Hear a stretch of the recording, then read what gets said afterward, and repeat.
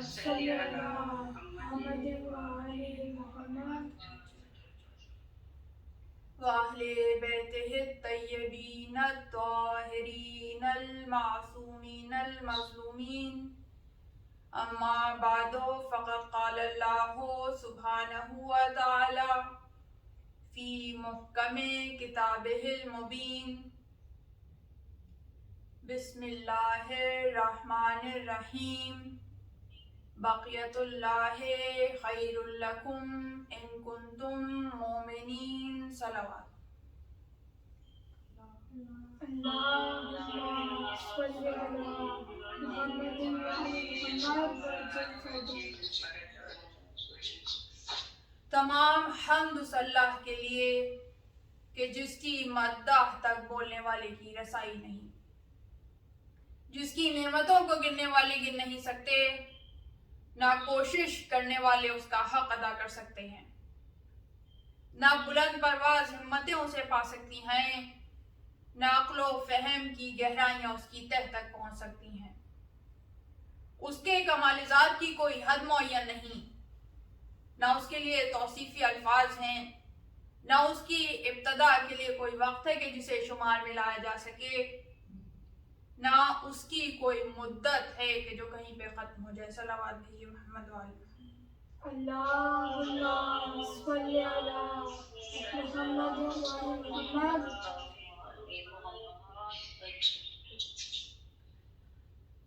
گفتگو اب اپنے اگلے مرحلے میں داخل ہو گئی، اور جس شخصیت سے متعلق یہ گفتگو ہے وہ شخصیت وہ ہے کہ جو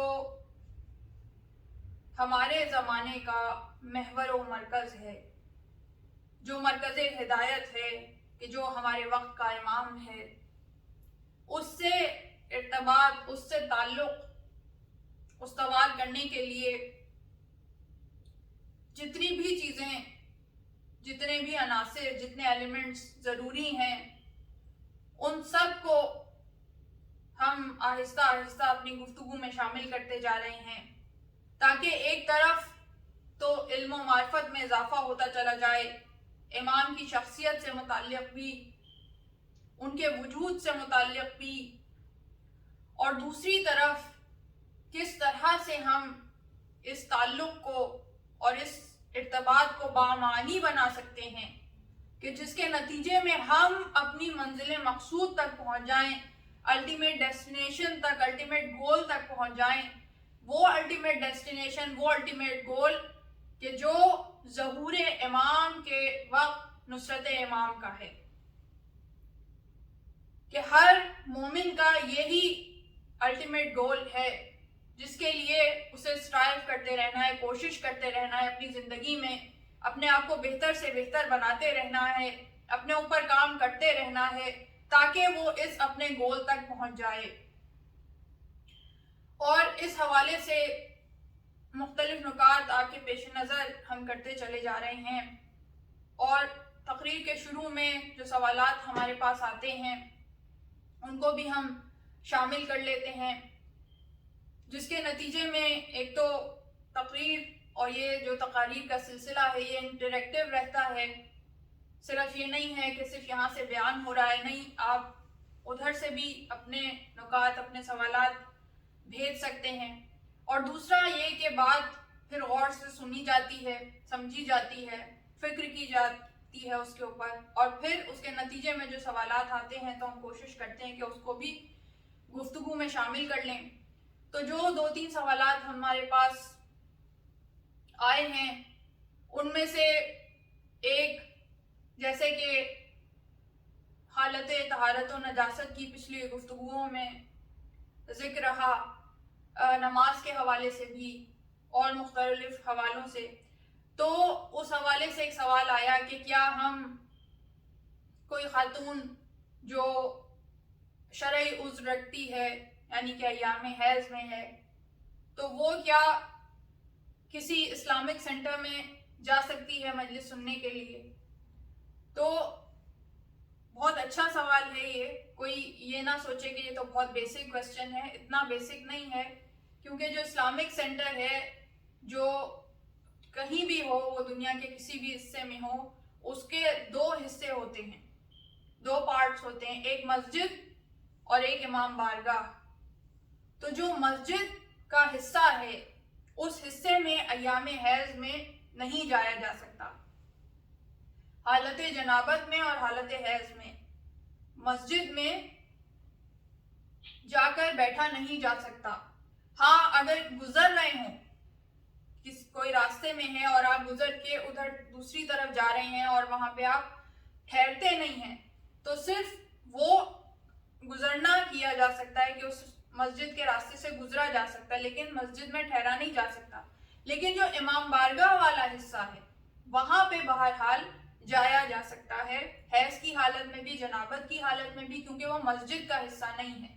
اور امام بارگاہ قائم کرنے کا اصل سبب بھی یہی ہے، اس لیے کہ مسجد میں بھی یہ کام ہو سکتا تھا کہ ہم مجالس منعقد کریں، لیکن چونکہ مجالس ایسی اور اس طرح کی جتنی محافل ہیں ان کی جو آڈینس ہے وہ فقط وہ نہیں ہے کہ جو نمازی ہیں، ان کی آڈینس وہ ہے کہ جو بہت زیادہ ڈائیورسیفائڈ ہے۔ یہ بھی نہیں کہ صرف عورتیں اور بچے اور مرد اس طرح سے ڈائیورسیفیکیشن ہو یا ڈیفرنٹ ایج گروپس کے حساب سے ڈائیورسیفیکیشن ہو، بلکہ مذاہب کے حساب سے بھی ڈائیورسیفیکیشن ہے۔ کسی بھی رنگ و نسل اور مذہب کا سننے والا امام بارگاہ میں آ کے، حسین کی بارگاہ میں آ کے ذکر حسین کو سن سکتا ہے، اس میں کوئی تفریق نہیں ہے، سب کے لیے برابر حسین کے دروازے کھلے ہوئے ہیں۔ اسی لیے امام بارگاہ کا حصہ مختص کیا گیا کہ جو بھی ذکر حسین سننا چاہتا ہے تو وہ آئے، چاہے وہ کسی بھی مذہب سے تعلق رکھتا ہو، اگر وہ کافر ہے تو بھی وہ حسین کے فرش عزا پہ آ سکتا ہے۔ تو اسی لیے جو امام بارگاہ کا حصہ ہے اس تک آپ جا رہے ہیں تو وہاں جا کر آپ ذکر حسین سن سکتے ہیں، مجلس سن سکتے ہیں، میلاد سن سکتے ہیں، لیکن جو مسجد کا حصہ مختص ہے وہاں پہ آپ نہیں جا سکتے۔ اور یہاں پہ جتنی سینٹرز ہیں اس میں زیادہ تر مسجد کا جو حصہ ہے وہ مردوں کی سائڈ پہ مختص ہوتا ہے، زیادہ تر۔ کچھ جگہ پہ ایسا بھی ہوتا ہے کہ کچھ حصہ عورتوں کے لیے مسجد کا مختص کر دیا جاتا ہے، لیکن زیادہ تر ایسے ہے کہ جو عورتوں کی طرف حصہ ہے وہ زیادہ تر امام بارگاہ کے طور پہ ہی ہوتا ہے۔ تو اب یہ مختص کیسے کیا جاتا ہے؟ یہ دراصل جب بنیاد رکھی جاتی ہے اس وقت جو باؤنڈری بنائی جاتی ہے، مختص کی جاتی ہے کہ یہ مسجد کی باؤنڈری ہے، تو وہ شروع سے جو مسجد کے لیے مختص کی جاتی ہے وہ حصہ مسجد ہی کہلاتا ہے۔ تو وہ ڈیپینڈ کرتا ہے ہر سینٹر کے حساب سے، لیکن زیادہ تر یہاں جتنے سینٹرز ہیں تو عورتوں کا زیادہ حصہ وہ ہے کہ جو امام بارگاہ کے احاطے میں آتا ہے، تو اس لیے وہاں جا کے مجالس سنی جا سکتی ہیں، حالت جنابت میں بھی، حالت حیض میں بھی، اس میں کوئی ممانعت نہیں ہے۔ دوسرا سوال جو ہمارے پاس ہے وہ کپڑوں کی طہارت و نجاست کے حوالے سے یا دھونے کے حوالے سے آیا کہ جو ہمارے پاس یہاں پہ کمرشل واشنگ مشینز ہوتی ہیں، کمرشل ڈرائرز ہوتے ہیں، تو کیا ہم وہ ڈرائرز استعمال کر سکتے ہیں یا وہ واشنگ مشینز استعمال کر سکتے ہیں؟ تو وہ آپ بالکل استعمال کر سکتے ہیں، اس میں کوئی ممانعت نہیں ہے، کیونکہ جو ویسے واشنگ مشین ہے اس میں جو واشنگ کا جو پورا آٹومیٹک واشنگ مشین کا جو سسٹم ہوتا ہے وہ ایسا ہوتا ہے کہ وہ نجاست کو زائل کر دیتا ہے اور کپڑے کو خود ہی پاک کر دیتا ہے۔ تو وہ پروسیس ایسا ہے کہ جس میں دھونے سے کپڑا پاک ہو جاتا ہے۔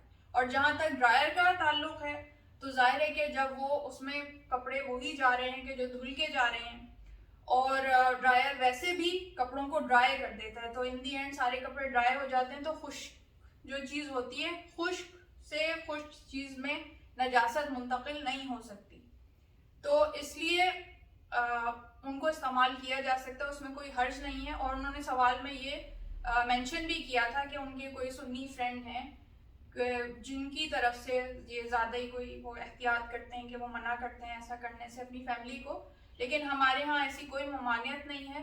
اور دین میں جو ہے اللہ نے ایسے احکام رکھے ہیں کہ جن میں آسانی ہی آسانی ہے، مشکل نہیں ہے، دین کو اتنا مشکل نہیں بنایا ہے کہ وہ قابل عمل نہ رہے، خاص طور پہ مکتب اہل بیت میں۔ شیعہ فقہ میں دین کے جو معاملات ہیں، دین کے جو احکام ہیں، وہ آسانی کی طرف انسان کو لے کے جاتے ہیں، مشکلات کی طرف نہیں لے کے جاتے. تو یہ امید ہے کہ یہ مسئلہ بھی حل ہو گیا ہوگا. تیسرا مسئلہ جو ہے وہ مختصر سا میں بیان کر دوں، وہ لوگوں کے انٹرسٹ کا بھی ہوگا کہ ایک سیروگیسی کا کانسیپٹ جو ہے وہ کامن ہوتا جا رہا ہے دن بہ دن. اسلام میں بھی سوالات اب اٹھنے لگے ہیں کہ کیا آیا یہ جائز ہے یا ناجائز ہے، کیونکہ عام طور پہ دنیا میں اب کامن ہوتا جا رہا ہے.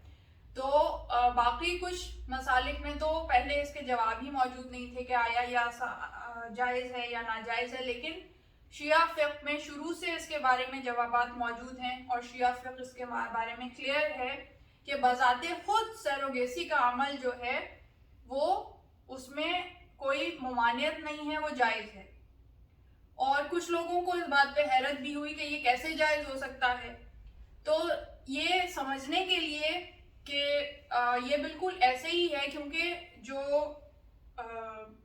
ایمبریو بنتا ہے اس میں جو اسپرم اور ایگ لیا جاتا ہے وہ ماں اور باپ کا لیا جاتا ہے جو اوریجنل پیرنٹس ہے، اور جو سیروگیٹ مدر ہوتی ہے اس کا کرائے کے طور پہ ایک طرح سے آپ کہہ لیں اس کا رحم یوز کیا جاتا ہے، اس کا یوٹرس یوز کیا جاتا ہے، اور اس میں وہ ڈیولپ ہوتا ہے. کیونکہ ماں کے پاس اوریجنلی وہ نہیں ڈیولپ ہو پا رہا ہوتا تو وہ اسے ایز اے رینٹ سمجھے کے لے لیتی ہے. Majority of the times rental ہی ہوتا ہے. کہیں اور بھی ریزنس ہو سکتے ہیں کہ وہ کسی اپنی فرینڈ کا لے لے یا کسی رشتہ دار کا لے لے، تو لیکن زیادہ تر وہ رینٹل طور پہ لیا جاتا ہے. تو اس کو سمجھنے کے لیے آسان بالکل ایسے ہی ہے جیسے کہ رضائی ماں ہوتی ہے جو دودھ پلانے کے لیے جو دوسرے کے بچے کو دودھ پلاتی ہے تو پھر وہ رضائی ماں بن جاتی ہے. تو وہ بھی اسی طرح ہے کہ وہ جیسے دودھ پلاتی ہے اور جیسے وہ جائز ہے اس طرح یہ بھی جائز ہے، اس میں کوئی ممانعت نہیں ہے. بس یہ ہے کہ ایک تو بذات خود وہ حرام ہے، وہ بذات خود وہ حلال ہے، جائز ہے، لیکن کوئی حرام فعل انجام نہ پائے اسے اس عمل کو انجام دیتے ہو. تو یہ اس کی احتیاط کرنے کی ضرورت ہوتی ہے. اور دوسرا یہ کہ جیسے میں نے عرض کی کہ یہ بالکل ایسے ہی ہے جیسے کہ رضائی ماں جو دودھ پلانے والی ہے، تو وہاں بھی جو رضائی ماں ہے اس کے اوپر ماں کا اطلاق ہوتا ہے، وہ محرم ہوتی ہے، اس کے بچے جو ہیں وہ اس کے محرم ہوتے ہیں. تو یہاں بھی جو سیروگیٹ مدر ہے وہ بھی ماں ہی کہلاتی ہے. اور اس طرح بچے کی دو مائیں ہوتی ہیں، اور جیسے کہ رضاعیت میں بھی ہے کہ وہ بھی ماں کا حق رکھتی ہے، تو یہاں بھی وہ ماں کا حق رکھتی ہے. اور پھر آگے آنے والی اولاد جو ہے ان میں بھی پھر اسی طرح سے ہوگا کہ محرمیت جو ہے اس کا اطلاق ہوگا. تو ان چیزوں کا خیال رکھا جائے تو پروردگار عالم کی طرف سے ان چیزوں میں بھی آسانیاں ہیں، اس میں کوئی ایسی مشکل نہیں ہے. صرف ہم اس کے پیچھے جو علت اور سبب ہے، جو ریزن ہے، اگر اسے سمجھ لیتے ہیں تو پھر یہ چیزیں سمجھنا آسان ہو جاتی ہیں. ایک مرتبہ صلوات بھیجیے محمد وعلی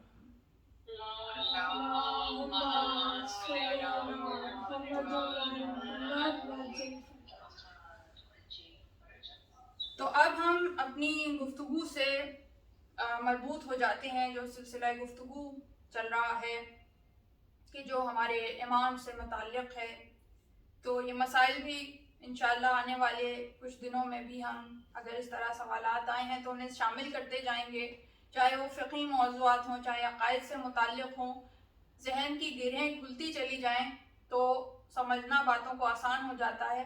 اور ایک فکری نوعیت ہی کی گفتگو ہونی چاہیے، علمی نوعیت کی گفتگو ہونی چاہیے کہ جس میں لرننگ پروسیس چلتا رہے.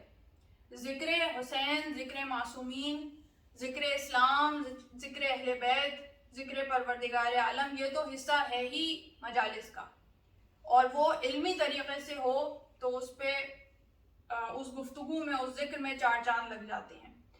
تو یہ سلسلہ اپنے طور پہ چلتا رہے گا. جہاں تک ہمارا سلسلہ گفتگو ہمارے وقت کے امام کے حوالے سے جہاں تک پہنچا تو وہاں ہم ان عوامل کا جائزہ لے رہے ہیں، ان چیزوں کا جائزہ لے رہے ہیں جو مقصود ہیں.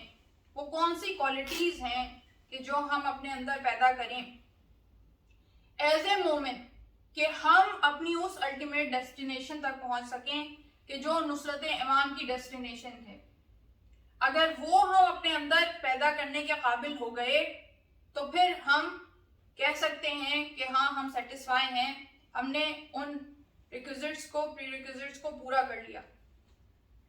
اور دیکھیے جیسے جیسے وقت گزرتا جا رہا ہے ان ریکوائرمنٹس میں اضافہ ہوتا چلا جا رہا ہے, وہ زیادہ چیلنجنگ ہوتی چلی جا رہی ہیں, اس لیے کہ علم میں بھی ترقی ہو رہی ہے, زمانہ بھی تیزی سے آگے بڑھ رہا ہے, اور جیسے جیسے زمانہ آگے بڑھ رہا ہے انسان کے علم میں, انسان کی صلاحیت میں, اس کے استعداد میں بھی اضافہ ہو رہا ہے. اور جیسے کہ میں نے پچھلی مجالس میں عرض کیا کہ آنے والے دنوں میں آزمائش بھی مومن کی زیادہ بڑھتی چلی جائے گی, اور ظاہر ہے کہ جو ظہور امام ہے وہ آخر زمانہ میں ہے, وہ آخر الزمان میں ہے, آخری زمانے میں ہے, تو اس لاسٹ جو بالکل ٹائم پیریڈ ہے اس میں ہے, تو ظاہر ہے کہ تمام علوم اپنے عروج پہ ہوں گے کہ جب امام کا ظہور ہوگا, اور امام اس عروج سے 70 گنا زیادہ عروج تک پہنچا دیں گے. 70 گنا تو منیمم ہے جو حدیث میں بتایا گیا ہے, ورنہ اسے کئی ہزار گنا بڑھا دیں گے, یہاں تک ہے احادیث میں. لیکن ہم انسانی طور پہ جتنے کمال پہ علم کے پہنچ سکتے ہیں اس وقت تک ہم اس کمال پہ پہنچیں گے. تو اب کتنا زیادہ چیلنجنگ ہو گیا ایک مومن کے لیے کہ ساتھ وہ اپنے نفس کی حفاظت بھی کرے, اپنے نفس کا تزکیہ بھی کرے, اپنے واجبات اور مستحبات کا بھی خیال رکھے, محرمات سے بچے, مکروہات سے پرہیز کرے, ان سب چیزوں کو ساتھ لیتے ہوئے کہ جو تقویٰ کی بنیاد ہیں ان کو تو ساتھ لینا ہی ہے. اس کے ساتھ ساتھ کتنی رسپانسبلٹی بڑھتی جا رہی ہے کہ جو باقی علوم ہیں, چاہے وہ اسلامی علوم ہیں یا وہ دنیاوی علوم ہیں, جو سو کالڈ دنیاوی علوم کہلاتے ہیں, حالانکہ علم میں کوئی تفریق نہیں ہے اسلام کی نظر میں. علم ہے, چاہے وہ کیمسٹری کا علم ہے, بایولوجی کا علم ہے, فزکس کا علم ہے, نیوکلیئر سائنسز کے علم ہے, یہ سارے علوم ہیں, اور یہ سب حاصل کرنا اسی طرح عبادت ہے جس طرح کوئی دینی علم حاصل کرنا عبادت ہے. تو ان علوم میں بھی انسان کمال حاصل کرے, اور ان علوم میں بھی جو دنیاوی علوم ہیں ان میں بھی کمال حاصل کرے, اور ترقی جو ہے انسان کی وہ بھی ایک طرح سے مضبوط ہو گئی ہے فی زمانہ. جتنا زیادہ انسان سائنس اور ٹیکنالوجی میں آگے ہے اتنا زیادہ وہ اپنی فیلڈ میں بھی ترقی کرتا چلا جاتا ہے. اور آج کے زمانے میں تو اب زیادہ کووڈ کی وجہ سے یہ چیز واضح ہوتی بھی نظر آ رہی ہے کہ جو بھی سائنس اور ٹیکنالوجی سے جتنا زیادہ لنکڈ ہے اتنا زیادہ وہ اپنی فیلڈ میں آگے ہے. اور کوئی کتنا ہی اپنی فیلڈ میں آگے ہو, فی زمانہ اگر اسے سائنس اور ٹیکنالوجی سے کوئی شغف نہیں ہے, وہ استعمال نہیں کرتا, اسے کٹا ہوا ہے, تو پھر اس کی کیپیبلٹیز لمیٹڈ ہوتی جا رہی ہیں, یہاں تک کہ آنے والے کچھ عرصے میں ایسے تمام لوگ ایک طرح سے بے روزگار بھی ہو جائیں گے اور ایک طرح سے اپنی کیپیبلٹیز پھیلانے سے معذور ہو جائیں گے, اپنی خدمات دوسروں تک پہنچانے سے معذور ہو جائیں گے. تو اس لیے سائنس اور ٹیکنالوجی کتنی زیادہ ضروری ہے ہر فیلڈ کے اندر, تو کتنا زیادہ ایک مومن کے لیے چیلنجنگ ہوتا جا رہا ہے دن بہ دن کہ ہر فیلڈ میں اس نے ایکسل کرنا ہے.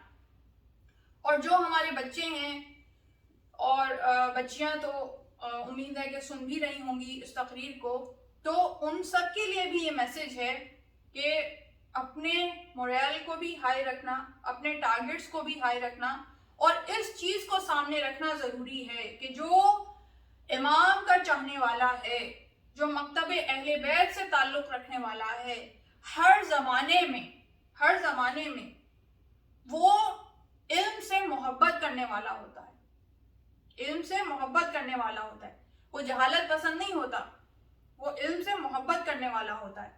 تو اس چیز کو اپنے اندر پیدا کرنا اور اپنی کسی نہ کسی فیلڈ میں ایکسل کرنا, کوئی نہ کوئی ایسی ایکسپرٹیز اپنے اندر پیدا کرنا کہ جو آپ کو پرومیننٹ کرے اپنے سرکل میں.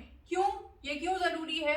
کیونکہ جب ہم کہہ رہے ہیں کہ نصرت امام کے لیے ہمیں تیار ہونا ہے, تو نصرت امام کے لیے تیار ہونے کا کیا مطلب ہے؟ نصرت کا کیا مطلب ہوتا ہے؟ مدد، یعنی ہم مددگار بننا چاہتے ہیں امام کے، تو ہم مدد کیسے کریں گے امام کی؟ میجورٹی لوگوں کا یہ خیال ہے کہ بس ہم امام کے سامنے جا کے کھڑے ہو جائیں گے اور وہ جانے بھئی وہی کام لیں ہم سے۔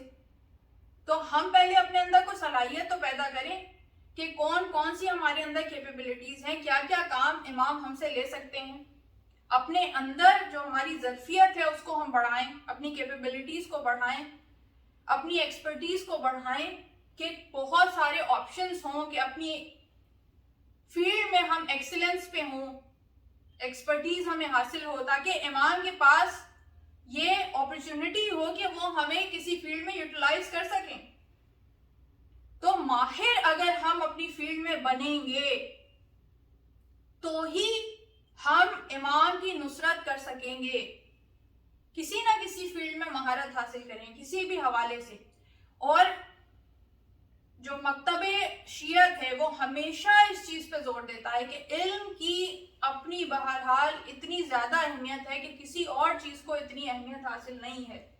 تو بار بار جب علم پہ اتنا زور دیا گیا، علم پہ اتنا زور دیا گیا، تو اس کا مقصد یہی ہے کہ معصوم چاہتے یہ ہیں کہ ہمارے چاہنے والے بہترین ہوں، دنیاوی اعتبار سے بھی بہترین ہوں، اخروی اعتبار سے بھی بہترین ہوں، یہاں بھی کامیاب ہوں وہاں بھی کامیاب ہوں۔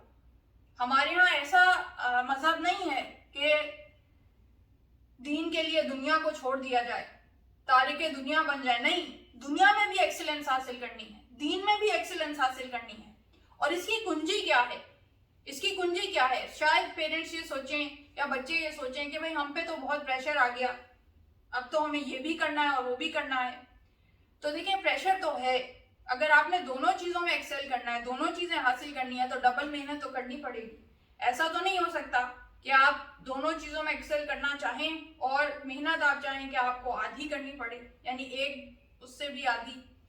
لیکن اگر آپ دونوں میں ایکسل کرنا چاہتے ہیں تو ڈبل محنت کرنی پڑے گی۔ اور آپ دیکھتے ہیں کہ جو نان مسلمس ہیں یہ دنیاوی طور پہ کامیاب ہیں، یہ ایک حصے میں دنیاوی طور پہ کامیاب ہیں، تو اس دنیاوی طور پہ کامیابی کے لیے وہ پرفیکشن کی حد تک محنت کرتے ہیں، پرفیکشن کی حد تک چیزوں کو لے کے جاتے ہیں، ان کے اندر پروفیشنل ایکسیلنس ہوتی ہے۔ تو اسی طرح آپ نے دنیاوی طور پہ بھی پرفیکشن کی حد تک اپنی ایکسیلنس کو لے کے جانا ہے، اور دینی طور پہ بھی پرفیکشن کی حد تک اپنی ایکسیلنس کو لے کے جانا ہے۔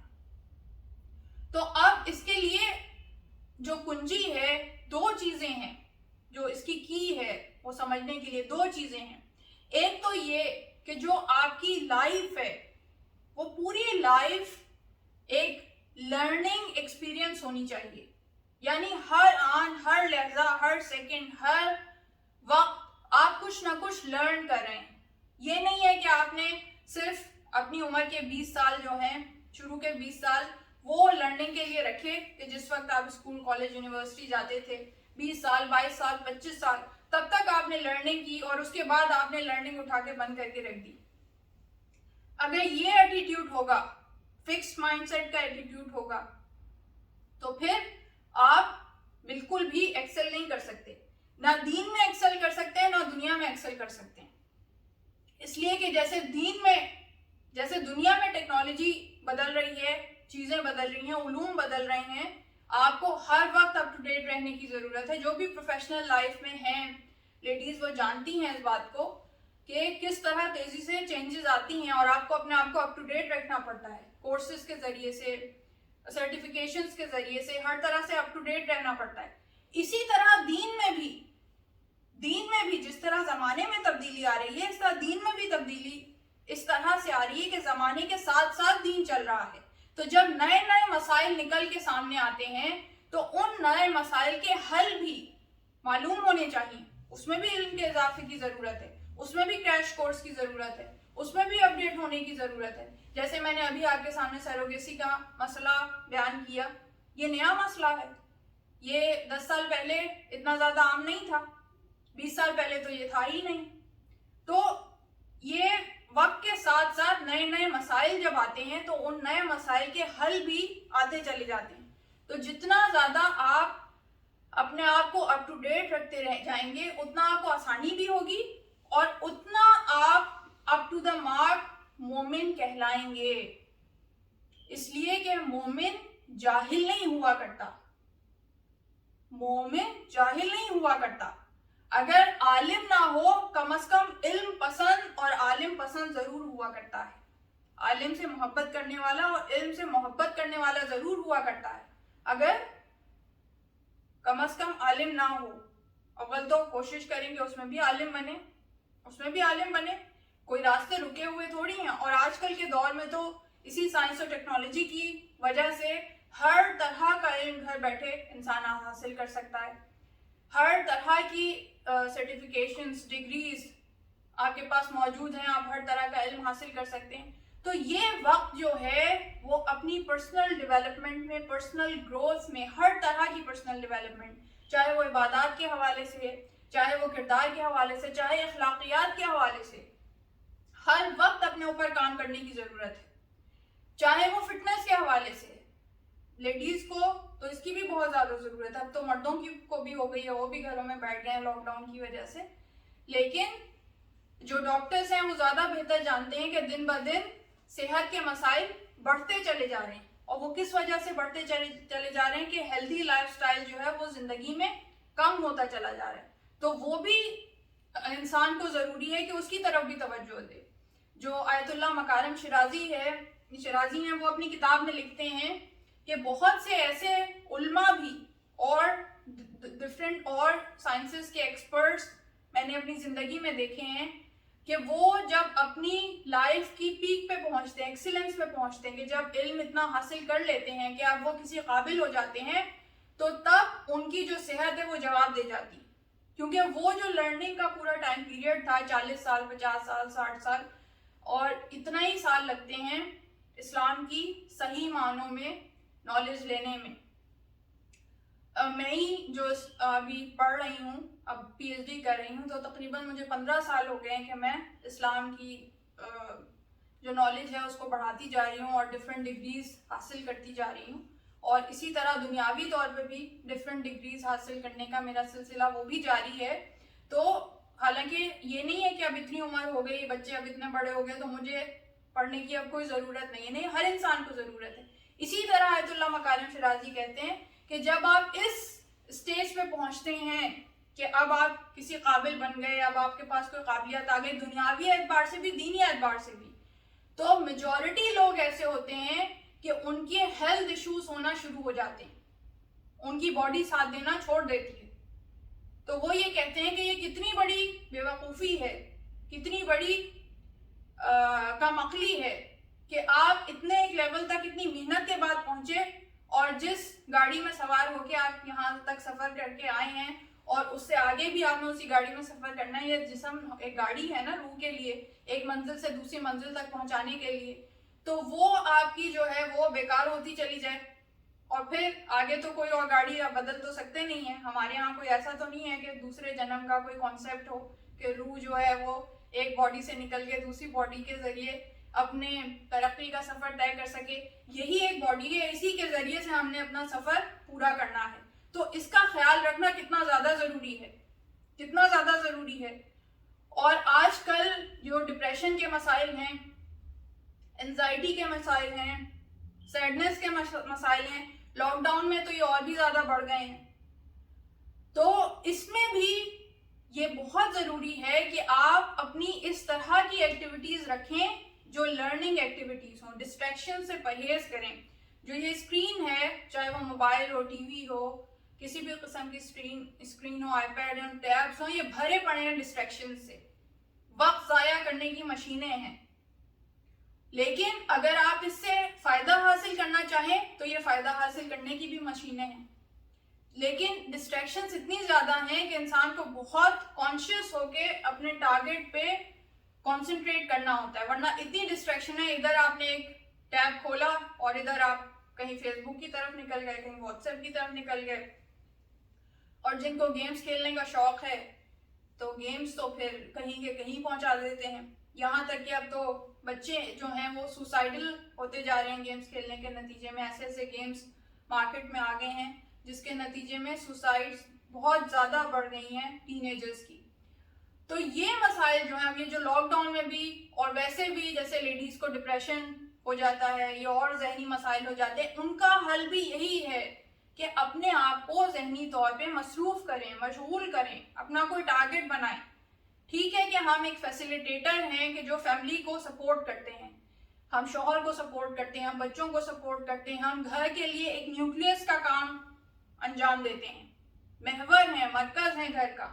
ہمارے ارد گرد ہمارے زور بازو سے گھر چلتا ہے. اگر ہم نہیں ہوں تو گھر الٹ پلٹ ہو جائے، نظام پورا گھر کا ختم ہو جائے. تو ایک طرف تو اس وجہ سے امپورٹنٹ ہے ہم، لیکن اس کا مطلب یہ نہیں ہے کہ یہی مقصد حیات ہے. نہیں، ہماری ایک اپنی انڈیویجول آئیڈینٹی بھی ہے. اس آئیڈینٹی کو بھی آگے بڑھانے کی ضرورت ہے، اس کو بھی ڈیولپ کرنے کی ضرورت ہے. یہ نہیں کہ میاں تو سکسیسفل ہو رہے ہیں، وہ تو ایگزیکٹو پوسٹ پہ پہنچ گئے، بچے بھی سکسیسفل ہو گئے، ڈگریاں لے کے اپنی زندگی میں آگے بڑھ گئے، اور آپ وہیں کے وہیں ہیں. صرف وہیں کے وہیں نہیں بلکہ ڈیٹیوریٹ ہوتی جا رہی ہے صحت بھی، ذہنی بھی طور پہ. آپ اگر ذہن کو استعمال نہیں کریں گے تو وہ ڈیٹیوریٹ ہوتا چلا جائے گا. تو یا یہ نہیں ہونا چاہیے. ہر سال جو آپ کا ورژن آئے وہ پہلے سال سے بہتر ہونا چاہیے، بہتر سے بہتر ہوتے چلے جائیں اور بہتر سے بہترین ہوتے چلے جائیں. یہ وہ مقصود ہے کہ جو ایک مومن اور ایک مومنہ سے ہے، اور ایز اے شیعہ کمیونٹی ہمیں اس پہ کام کرنے کی ضرورت ہے، کلیکٹیولی بھی اور انڈیویجولی بھی. ابھی کلیکٹیولی ان چیزوں پہ کام نہیں ہو رہا، کہیں پہ بھی نہیں ہو رہا. کچھ ہیں شہر ایسے امریکہ میں ہے، ہیوسٹن میں اور ایک دو کیلیفورنیا وغیرہ میں، وہاں کی امام بارگاہوں میں اس طرح ہے کہ کوشش کی جا رہی ہے کہ کلیکٹیولی جو ہمیں پرابلمس ہیں درپیش ان کے حل نکالے جائیں، ایک کلیکٹیو ایفرٹ کی جائے کمیونٹی کو بہتر کرنے کی، ان کو سولوشنز پرووائڈ کرنے کی. وہ تو ہے، لیکن یہ جو آسپیکٹ ہے اس حوالے سے ہماری جو کمیونٹیز ہیں اسپیشلی آسٹریلیا میں جو ہیں اس حوالے سے کافی پیچھے ہیں کہ ہم کمیونٹی ڈیولپمنٹ کے حوالے سے کہ ہماری ایک ٹیم تیار ہو، ہمارے ہاں پروفیشنلز ہوں جو ہر فیلڈ میں بہترین ہوں. ہماری کمیونٹی ہر سال یہاں آسٹریلین کمیونٹی کو ڈاکٹرز پرووائڈ کرے، انجینئرز پرووائڈ کرے، سائنٹسٹ پرووائڈ کرے جو ہماری کمیونٹی سے نکل کے جائیں، جو شیعہ ہوں، ہمارے شیعہ بچے ہوں. کیوں نہیں اس چیز پہ کام ہو رہا؟ تو ابھی کلیکٹیولی طور پہ تو کمیونٹی کے طور پہ یہاں اس طرح کی کوئی سوچ نہیں ہے، اس طرح کا کوئی ویژن نہیں ہے جو ہونا چاہیے، جو یہاں کا کوئی لیڈر ہو جو دے سکے. کیونکہ ابھی تک افسوس کہ خواتین کو تو اس طرف آنے کی اتنی اجازت نہیں ہے کہ ان کو اس قابل سمجھا جائے کہ ان سے ایڈوائس لی جائے. تو مرد حضرات جو ہیں وہی اس طرح کے سلسلوں کو چلاتے ہیں، لیکن وہاں بھی اس ویژن کی کمی ہے، ابھی وہ موجود نہیں ہے کہ اس طرح سے ایک ڈرائیو ہو کہ جو کمیونٹی کو لے کے آگے بڑھے. لیکن کم از کم ہم انڈیویجول لیول پہ یہ کوشش کر سکتے ہیں کہ اپنے آپ کو، اپنے گھر میں رہنے والے جتنے افراد ہیں ان کو اس حوالے سے ڈیولپ کریں کہ وہ آگے کمیونٹی کے لیے بہتر سے بہترین فرد ثابت ہوں. تو ایک ایک کر کے جب ایک ایک گھر، ایک ایک یونٹ اس طرح کام کرے گا تو خود بخود کمیونٹی بہتر ہوتی چلی جائے گی. کمفرٹ کی طرف نہ دیکھیں، کمفرٹ زون کی طرف نہ دیکھیں کہ بس یہ گھر کا جو چکر ہے کہ دال روٹی پوری ہو جائے، گھر کا کرایہ پورا ہو جائے، گھر کی چیزیں پوری ہو جائیں، بس یہ کافی ہے. نہیں، بہترین کی طرف جانا ہے، ایکسیلنس کی طرف جانا ہے. تو اگر یہ سوچ، اتنی پروڈکٹیو سوچ ہمارے اندر پیدا ہو جائے تو پھر سارے مسائل ہمارے ایک کے بعد ایک کر کے حل ہوتے چلے جائیں گے، اور مصروفیت انسان کو اتنی مل جائے گی اور انسان اتنا ڈیولپ ہوتا چلا جائے گا کہ پھر یہ جو سطحی جھگڑے ہیں ایک دوسرے سے کمیونٹی کے اندر جو ہونے لگتے ہیں، سیاستیں ہونے لگتی ہیں، اخلاقی مسائل ہونے لگتے ہیں، یہ بھی کم ہوتے چلے جائیں گے. اس لیے کہ انسان اتنا مصروف ہو جائے گا کہ اسے ضرورت نہیں رہے گی کہ وہ ان پیچیدگیوں میں اپنا وقت ضائع کرے.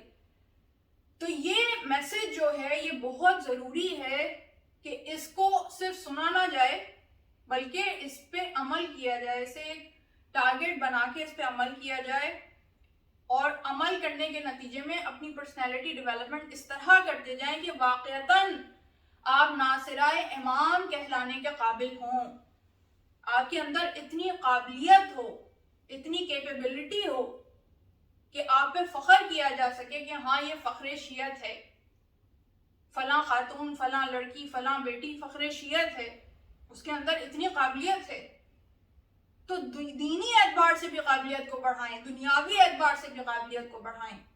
یہی مقصود ہے، یہ وقت کی ضرورت ہے، اور اس وقت کی بھی، اور جب امام کا ظہور ہوگا اس وقت کی بھی.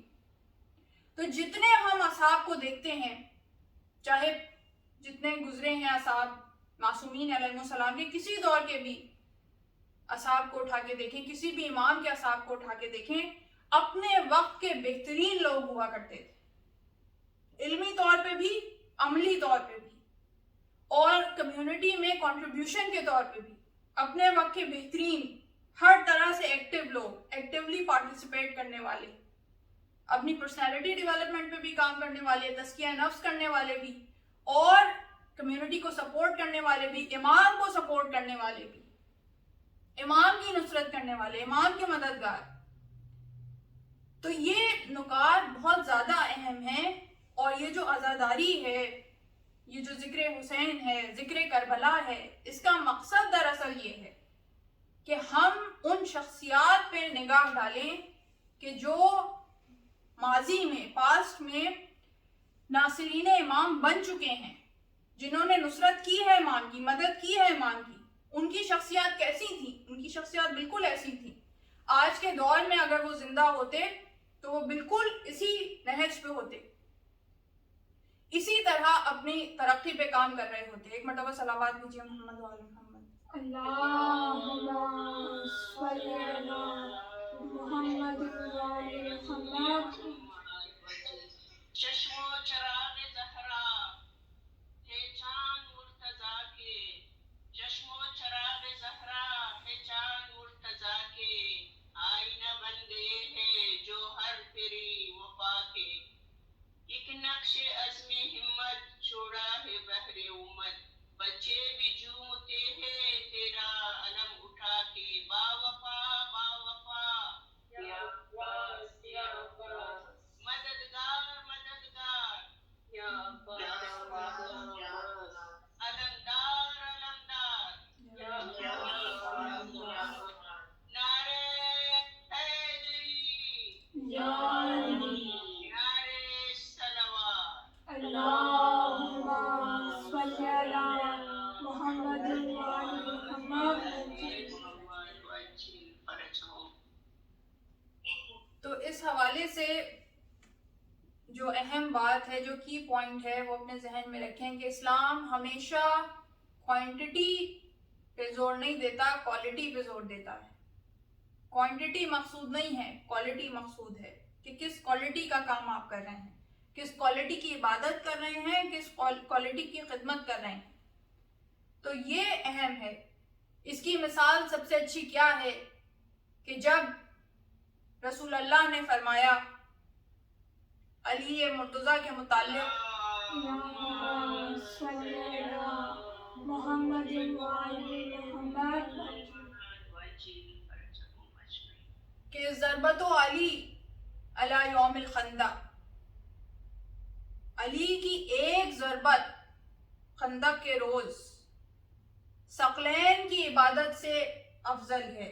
الی یوم القیامہ، قیامت تک، یعنی قیامت تک جتنے عبادت گزار ہیں، وہ کتنی ہی عبادت کر رہے ہیں، وہ تمام کی تمام عبادت اٹھا کے ایک پلڑے میں رکھ دی جائے، اور اس کے مقابلے میں دوسرے پلڑے میں ایک ضربت یوم خندق کے دن علی کی وہ رکھی جائے، تو وہ ضربت بھاری ہے اس عبادت سے. ضربت میں کتنا وقت لگتا ہے، کتنے سیکنڈز لگتے ہیں؟ کچھ سیکنڈز کی ضربت لوگوں کی پوری زندگیوں کی عبادت سے افضل، اور پوری دنیا کی سارے ثقلین کی عبادت سے افضل وہ ایک ضربت. یہ بتاتی ہے کہ کوالٹی کی کیا اہمیت ہے، کیونکہ وہ ضربت اتنی بامعرفت ضربت ہے. اس ضربت میں معرفت بھی ہے، اس ضربت کے پیچھے علم بھی ہے، اس ضربت کے پیچھے محبت بھی ہے، اس ضربت کے پیچھے عقیدت بھی ہے. اس ضربت کے پیچھے حق و باطل کی تمیز بھی ہے کہ حق کس طرف ہے، باطل کس طرف ہے، اور وہ ضربت باطل کو مٹانے والی ہے، وہ ضربت باطل کو مٹانے والی ہے، اس لیے اس ضربت کی اتنی اہمیت ہے۔ تو ہم جب علی کے چاہنے والے ہیں تو ہمارے پیش نظر کیسی کیسی مثالیں ہیں، کیسی کیسی مثالیں ہیں، اور وہ باپ ہی کیا کہ جس کی تصدیق، جس کے جملے کی تصدیق اس کا بیٹا نہ کرے۔ تو ہم جب پہلے کا ذکر کر رہے ہیں تو آخری کا ذکر بھی ہے۔ یہی ہمارا موضوع گفتگو ہے کہ حیدر کی بات بات میں قائم کی بات ہے۔ تو حیدر کے اصحاب کو، حیدر کے کردار کو ہم پہچانتے جا رہے ہیں، اور ہمیں قائم کا کردار اور قائم کے اصحاب کا کردار سمجھ میں آتا چلا جا رہا ہے۔ تو اب جب ہم دیکھتے ہیں کہ جب جب علی نے تلوار چلائی، جب جب علی نے ضرب لگائی، اور ایک ایسا موقع آیا کہ علی نے پوری رات تلوار چلائی، جنگ صفین میں لیلۃ الحریر کے نام سے وہ رات مشہور ہے کہ وہ پوری رات جنگ ہوئی۔ عام طور پہ جنگیں جو ہوا کرتی تھیں تو وہ دن کے وقت میں ہوتی تھی، رات کو جنگ رک جایا کرتی تھی، ہر ایک اپنے اپنے خیموں میں چلا جاتا تھا اور صبح جنگ دوبارہ شروع ہوتی تھی۔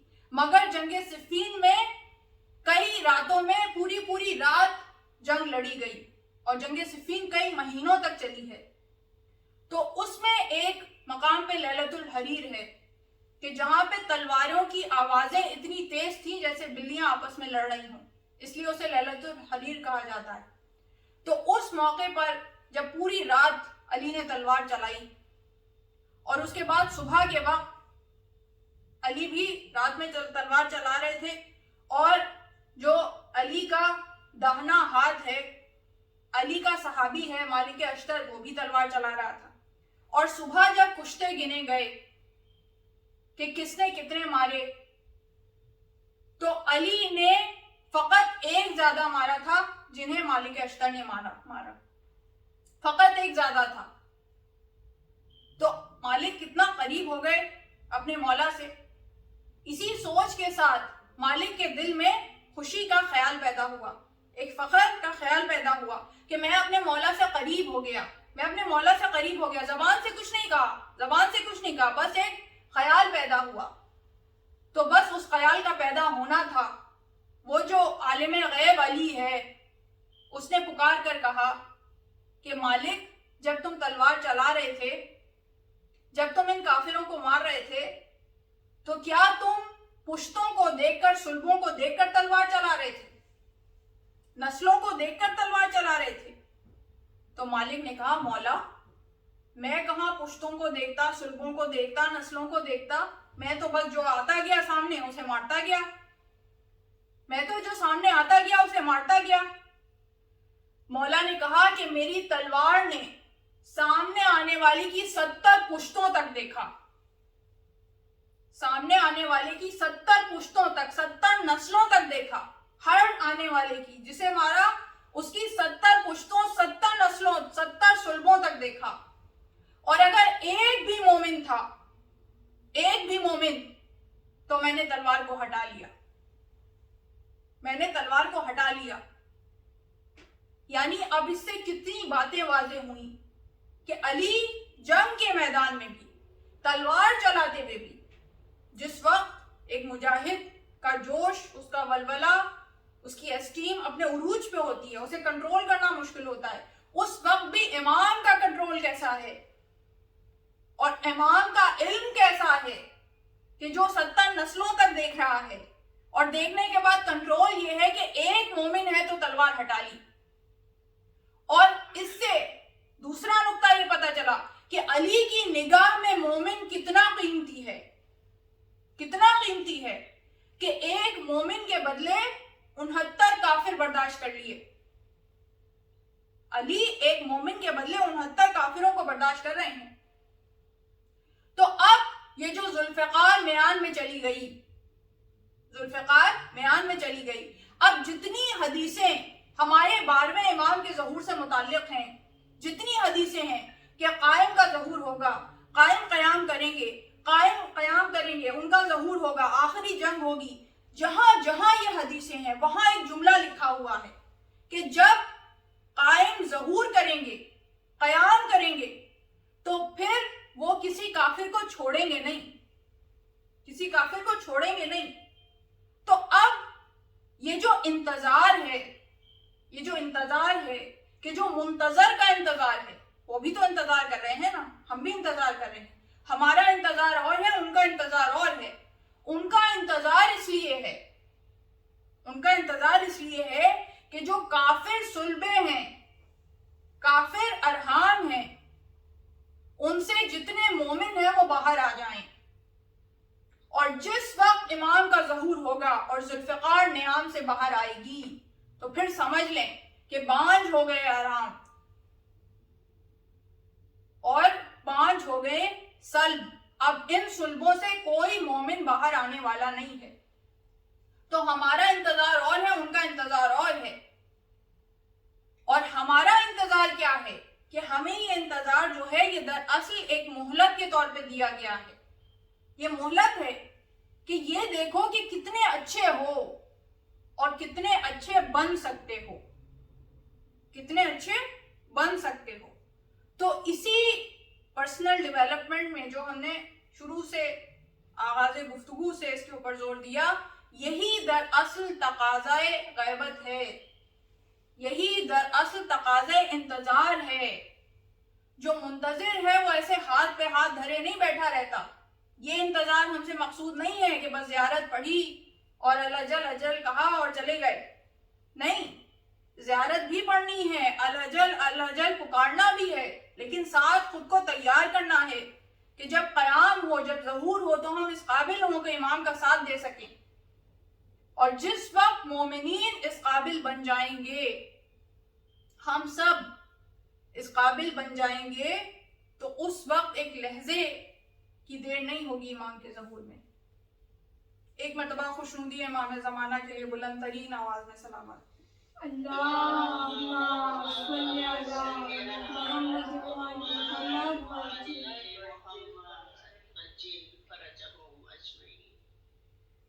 تو یہ نکات اپنے ذہن میں بھی محفوظ کرتے چلے جائیے اور اپنی اولاد میں بھی اس کو منتقل کرتے چلے جائیے، اس لیے کہ وہ کانفیڈنس جو آپ اپنی اولاد کو دیں گے وہی دراصل انہیں اس راہ پہ آگے بڑھائے گا۔ اس لیے کہ یہاں جو نسلیں ہیں، جو ایک کمی ان میں محسوس ہوتی ہے کہ ان میں کانفیڈنس کی، سیلف اسٹیم کی کمی ہے، وہ اپنے آپ کو انفیریئر سمجھتے ہیں ان کافروں کے مقابلے میں، ان نان مسلمز کے مقابلے میں انفیریئر سمجھتے ہیں، کیونکہ وہ دنیاوی طور پہ آگے ہیں، تو ظاہری طور پہ ان کا ظاہر جو ہے وہ خوشنما ہے، تو اس ظاہر کے خوشنما ہونے کی بنا پر اور دنیاوی طور پہ آگے ہونے کی بنا پہ ہمارے بچے خود کو انفیریئر سمجھتے ہیں، ان کی سیلف اسٹیم کم ہوتی ہے، بہت کم ہوتی ہے۔ اور یہ کوئی ایسی بات نہیں ہے کہ جو میں بس ایسے بیان کر رہی ہوں، اس کے پیچھے باقاعدہ پوری ریسرچ موجود ہیں کہ جو ہمارے علاقوں کے بچے ہیں جو یہاں پہ سیٹلڈ ہیں، ان کے اوپر کی گئی ہے، سائیکولوجیکل اسٹڈیز ہوئی ہیں پوری۔ تو جو یہ سیلف اسٹیم کم ہے، کانفیڈنس کم ہے، اس کو بڑھانے کا ذمہ بھی ہمارے اوپر ہے کہ ہم ان کو یہ احساس دلائیں کہ ہم کس گولڈن پیریڈ سے تعلق رکھتے ہیں اور کتنی قابلیت ہے ہمارے اندر۔ ہمیں انفیریئر فیل کرنے کی کوئی ضرورت نہیں ہے۔ اگر ہم صحیح طور پہ ٹائم یوٹیلائزیشن کریں، اپنے اوپر کام کریں، پرسنالٹی ڈیولپمنٹ کریں، تو ہم ان سے کہیں زیادہ آگے نکل سکتے ہیں۔ ہمارے اندر کیپیبلٹی بھی ہے، ہمارے خون میں کیپیبلٹی ہے، ہمارا ماضی بھی بہت روشن رہا ہے اور ہمارا مستقبل بھی روشن ہونا ہے، لیکن اب یہ ہر مومن پر ڈیپینڈ کرتا ہے کہ کون اس روشن مستقبل تک پہنچے گا اور کون خدا نہ خواستہ اندھیروں میں بھٹک جائے گا۔ تو یہ ہر ایک پہ انڈیویجولی ڈیپینڈ کرتا ہے کہ کون خود کو وہاں تک پہنچاتا ہے۔ تو ہم چاہیں تو ہم آگے نکل سکتے، اپرچونٹیز بھی ہیں۔ یہاں پہ رہنے والے کسی بچے کے لیے ایسا نہیں ہے کہ اس کے پاس اپرچونٹیز نہیں ہیں، یا کسی خاتون کے لیے ایسا نہیں ہے، بلکہ یہاں خواتین کے لیے زیادہ اپرچونٹیز ہیں مردوں کے مقابلے میں۔ تو آگے آئیں، ہر فیلڈ میں آگے بڑھیں. صرف بچوں کو آگے بڑھانے کی بات نہیں ہے, خود بھی ایکسپرٹ بنیں, کسی نہ کسی فیلڈ کو جوائن کریں. اور کوئی ایسی ایج کی قید نہیں ہے کہ آپ ایج زیادہ ہو گئی ہے تو آپ پڑھ نہیں سکتے, آپ آگے بڑھ نہیں سکتے. نہیں, آگے بڑھتے رہنا ہے.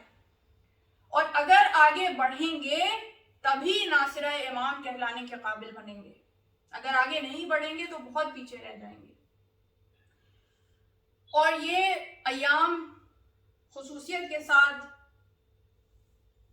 انہی شخصیات اور ان کے کرداروں پہ روشنی ڈالنے کے لیے مخصوص ہیں کہ جنہوں نے امام کی نصرت اس طرح سے کی, اپنے وقت کے امام کی نصرت اس طرح سے کی, اپنے وقت کے حسین کی نصرت اس طرح سے کی, کہ جو ہمارے لیے مشعل راہ ہے کہ ہم نے اپنے وقت کے امام کی نصرت کیسے کرنی ہے, اپنے وقت کے حسین کی نصرت کیسے کرنی ہے. ہمارے وقت کا امام بھی اسی طرح مظلوم ہے جس طرح اس وقت کا حسین مظلوم تھا. اور ہمارے وقت کا جو حسین ہے وہ اس وقت کے حسین کا عزادار ہے, اور وہ اسی طرح آنسو بہاتا ہے, بلکہ اس سے کئی گنا زیادہ آنسو بہاتا ہے, تڑپتا ہے اپنے جد کے لیے جس طرح ہم آنسو بہاتے ہیں. تو یہ ایام وہ ایام ہیں کہ جس میں فقط ہم گریہ و بکا کی محفلیں نہیں منعقد کر رہے, ہم گریہ و بکا کی مجالسیں منعقد نہیں کر رہے, بلکہ امام بھی ان گریہ و بکا کی محافل میں شامل ہوتے ہیں, گریہ وزاری کرتے ہیں. تو یہ جو مشعل راہ شخصیات ہیں, اس میں مختلف شخصیات کا تذکرہ ہوتا رہے گا. جو اصحاب ہیں امام کے, ان کا کردار ہمارے سامنے ہے. جو اعزاء و اقربا ہیں ان کا کردار ہمارے سامنے ہے. اور جو ایک کامن فیکٹر ہے ان سب کرداروں میں, چاہے وہ اعزاء ہیں, چاہے اقربا ہیں, چاہے مستورات ہیں, خواتین ہیں, چاہے بچے ہیں, چاہے اصحاب ہیں, رفقا ہیں, جو بھی ہیں امام کے ساتھ, ایک کامن فیکٹر ہے اطاعت امام, کہ جو امام نے کہہ دیا تو اس سے آگے ایک حرف نہیں. امام نے جہاں کہا رک جاؤ تو وہاں رک گئے, جہاں کہا آگے بڑھو تو وہاں آگے بڑھے. اور جس شخصیت کا آج ہم نے تذکرہ کرنا ہے وہ شخصیت ہیں کہ جنہیں امام مدینے میں چھوڑ کر گئے تھے. اس پہ بھی گفتگو ہوتی ہے کہ آیا مدینے میں چھوڑا تھا یا نہیں چھوڑا تھا, لیکن ارباب مقاتل لکھتے ہیں کہ فاطمہ صغریٰ جو ہیں مختلف اسباب کی بنا پر, جس میں ظاہری طور پہ ان کی بیماری بھی شامل تھی, اس بنا پر انہیں ساتھ نہیں لے کر گئے امام حسین اپنے سفر میں, اور انہیں مدینے میں چھوڑ دیا. اور اس چھوڑے جانے کی ایک دلیل یہ بھی ہے کہ اگر فاطمہ صغریٰ مدینے میں نہ ہوتی تو پھر ممکن نہیں تھا کہ ام البنین زینب کبریٰ کو تنہا جانے دیتی.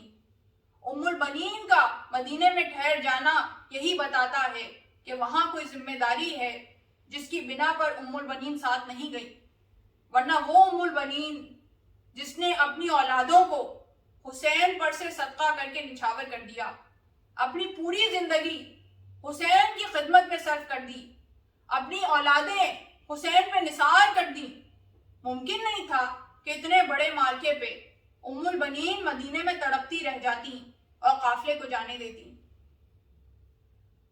تو فاطمہ صغریٰ وہ ذات گرامی ہیں, یہ جو امام حسین کی وہ بیٹی کہ جنہیں مدینے میں چھوڑ دیا گیا. اور بہت بڑی عمر نہیں ہے فاطمہ صغریٰ کی, نام ہی سے معلوم ہوتا ہے کہ چھوٹی بیٹی ہیں امام کی. فاطمہ کبریٰ بڑی تھیں, فاطمہ صغریٰ چھوٹی تھیں. تو 7 سے 9 سال کی عمر جو تواریخ میں آئی ہے, کوئی اتنی زیادہ عمر نہیں ہے, چھوٹی سی بچی ہیں.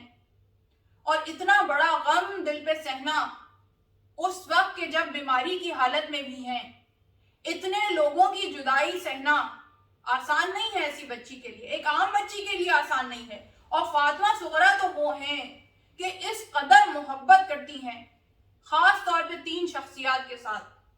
3 شخصیات کے ساتھ اتنی محبت ہے فاطمہ صغریٰ کو, اتنی محبت ہے کہ اس طرح سے تڑپتی ہیں کہ جیسے مچھلی بے آب تڑپتی ہے.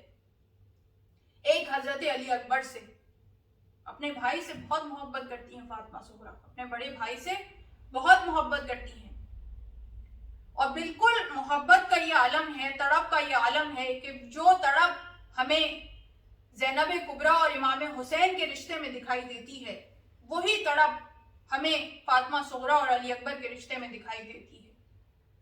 ان سے بہت محبت کرتی ہیں اور امام حسین سے بہت محبت کرتی ہیں، امام حسین سے بہت محبت کرتی ہیں۔ ویسے تو کوئی بھی بچہ ایسا نہیں ہے امام حسین کا جو امام حسین سے محبت نہ کرتا ہو۔ ارے جب حسین جیسا باپ ہو تو ممکن نہیں ہے کہ بچہ محبت نہ کرے، اپنی جان ان پہ نچھاور نہ کرے۔ کون ہے جو ان سے محبت نہیں کرتا؟ علی اکبر ہے تو وہ باپ کے لیے تڑپتے ہیں، سکینہ ہے تو وہ باپ کے لیے تڑپتی ہیں، زین العابدین ہیں تو وہ باپ پہ جان دینے کے لیے تیار ہیں، فاطمہ کبریٰ ہیں تو وہ باپ پہ جان دینے کے لیے تیار ہیں، اور یہ سب تو پھر بھی بڑے ہیں، باشعور ہیں۔ فاطمہ صغریٰ ہیں تو جان دینے کے لیے تیار ہیں، اپنے آپ کو خود باپ پہ قربان کرنے کے لیے تیار ہیں۔ یہ سب بڑے ہیں، باشعور ہیں۔ ننا ششماہا 6 ماہ کا علی اصغر باپ پہ جان دینے کے لیے تیار ہے، خود کو قربان کرنے کے لیے تیار ہے، اور اس کی دلیل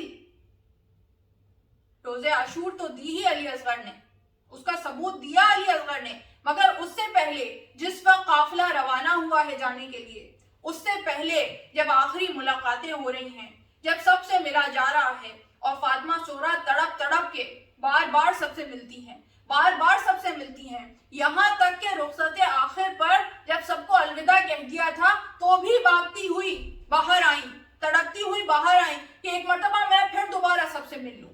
تو اب جس وقت ملاقاتیں ہو رہی ہیں، آخری وقت ہے کہ قافلہ روانہ ہونے والا ہے، تو اس وقت اپنی گود میں لے کر بیٹھ گئیں علی اصغر کو، اس لیے کہ وہ تیسری شخصیت جس سے فاطمہ صغریٰ بہت محبت کرتی ہیں وہ علی اصغر کی ہے۔ ننھے علی اصغر میں گویا جان ہے فاطمہ صغریٰ کی، تو فاطمہ صغریٰ لاڈ سے علی اصغر کو کہتی ہیں کہ سب لوگ تو جا رہے ہیں، علی اصغر تم میرے پاس رہ جاؤ، تم میرے پاس رہ جاؤ، بس تم ہی میرے لیے علی اکبر بھی ہوگے، علی اصغر بھی ہوگے، میں تمہارے سہارے زندگی گزار لوں گی، تم میرے سہارے زندگی گزار لینا۔ اور اس امید کے ساتھ بچی نے سینے سے لگا لیا، ہے تو چھوٹی بچی، ویسے تو بامعرفت ہے، امام کی بیٹی ہے، مگر بچی ہے، چھوٹی ہے، جذبات تو وہی ہیں، سینے سے لگا لیا اس امید کے ساتھ کہ شاید علی اصغر میرے ساتھ رہ جائے۔ اب سب نے آگے بڑھ کے علی اصغر کو گود میں لینے کی کوشش کی، اس لیے کہ قافلہ تیار ہے، رخت سفر بن چکا ہے، جانا چاہتے ہیں اپنی اگلی منزل کی طرف، مگر علی اصغر کسی کی گود میں نہیں آتے۔ ایک مرتبہ پھوپھیاں آگے بڑھی، وہ گود میں آنے سے انکار کر دیا، ماں آگے بڑھی، گود میں آنے سے انکار کر دیا، ہمک کے فاطمہ صغریٰ کی گود میں واپس چلے جاتے ہیں، کسی کی گود میں نہیں آتے، یہاں تک کہ امام حسین آگے بڑھے، امام حسین آگے بڑھے، اور ایک مرتبہ علی اصغر کے کان میں کچھ کہا، ایک مرتبہ علی اصغر کے کان میں کچھ کہا۔ اب تاریخ میں یہ جملے نہیں ہیں کہ کیا کہا، کان میں کوئی سرگوشی کی، کیا کہا نہیں معلوم، مگر جیسے ہی امام